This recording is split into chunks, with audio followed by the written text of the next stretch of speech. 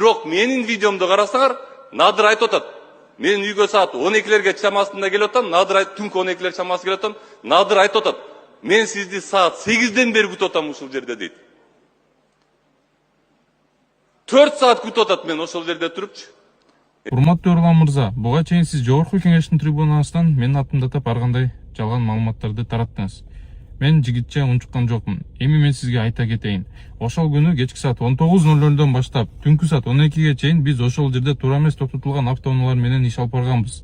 Башка айдоочуларга карата дагы тиешелүү протокол түзгөнбүз. Ага сиздин жардамчыңыз күбө. Арасында тилекке каршы сиздин да автоунааңыз болуп калыптыр. Өзүңүз билгендей сизге 4 саат короттук. Жана биз келген учурда сиз автоунааңызда болчуңуз. Эч кандай үйдөн suurуп чыккан жокпуз. Сиз эгерде кандайдыр сурооңуз болсо, жогорку кеңештин трибунасына эмес, жеке менин баракчама жазсаңыз мен ар дайым жооп берүүгө даярмын. Экөөбүз бири-бирибизге катталганбыз, өзүңүз билгендей. Жол кыймылында депутат же башка адамдарга кандайдыр бир артыкчылык берилген эмес. Мыйзам жана жол кыймылынын эрежеси баарыбызга бирдей. Чоң рахмат.